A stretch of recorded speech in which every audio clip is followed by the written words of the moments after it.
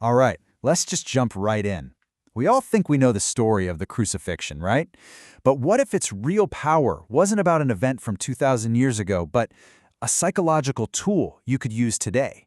We're about to explore Reverend Ike's absolutely radical take on one of the most famous symbols in history. And boom, there it is.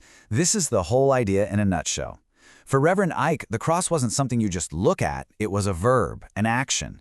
It was a symbol for actively crossing out all the stuff about yourself that's holding you back. So let's unpack what he really meant by that. So how exactly did he reframe this? Well, he basically moved the whole conversation away from theology and history and planted it firmly in what he called the science of living, a practical guide for right now, right now. He totally rejected the traditional, sad view of Good Friday as a day of doubtful mourning. You know that old hymn, "I will cling to the old rugged cross"? He pointed to the very next line, "and exchange it someday for a crown." For Ike, someday was just a decision away, and he said, let's choose today. The cross isn't something to hold on to forever, it's a temporary thing you exchange for a crown. And this was his whole philosophy. He didn't see it as some religious dogma, but as a practical science of knowing yourself. He believed that most of us just stumble through life without ever really learning how to live, all because we don't truly know who we are. His entire goal was to teach that science. Okay, so this brings us to a really specific hands-on technique. If the cross means crossing out, then what exactly are we supposed to be crossing out? This is where Ike's idea gets incredibly powerful. Ike takes this super famous verse from the Bible and gives it a complete psychological makeover. He argued that the old man that needs to be crucified isn't some vague idea of sin.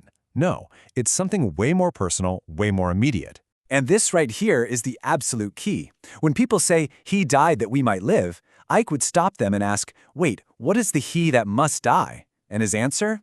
Your negative self-identity. That internal voice, that story you tell yourself that says you're poor, or you're sick, or you're a failure, that, he said, is what must be crucified. He called it the Great Exchange. It's simple. To live a life of prosperity, that poverty's self-identity has to be crossed out, or crucified, first. You have to make room for abundance. And it's the exact same principle for success. If you're walking around with an internal identity as a failure, you're always going to sabotage your own wins. That part of you has to be let go so a new, successful identity can actually take root. Believe it or not, Ike even applied this to our physical health. He argued that a sick self-identity, where being sick becomes your whole story, can be a trap. That mindset, he believed, had to be mentally crucified to clear the way for vibrant health. And this just kept expanding across our whole emotional world.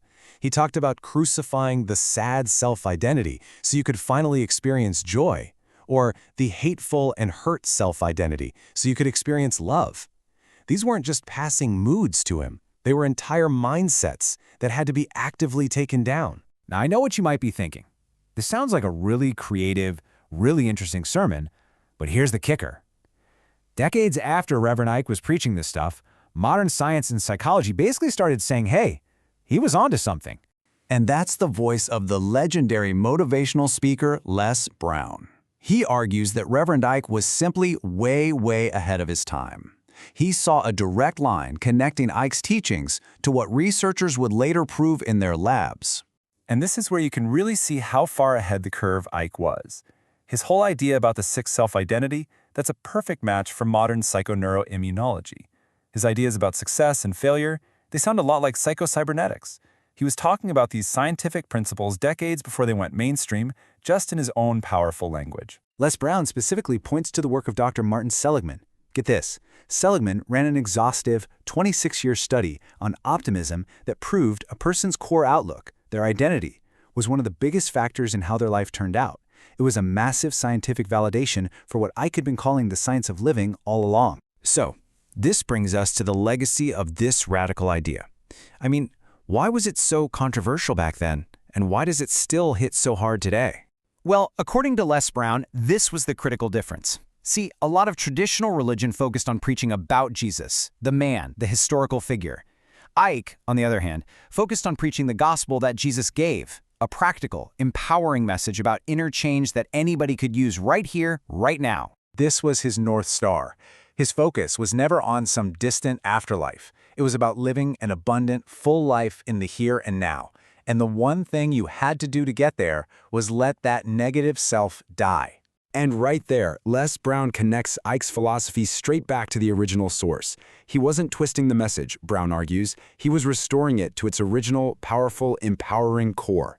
And really, when you boil it all down, this is what he was saying. The power to change, the power for health, for wealth, for joy, it wasn't in some far-off place or in some external person. It was an internal resource, just waiting inside you, ready to be unlocked the moment you crucify that old man that says it's impossible. So that leaves us with a pretty challenging thought, doesn't it?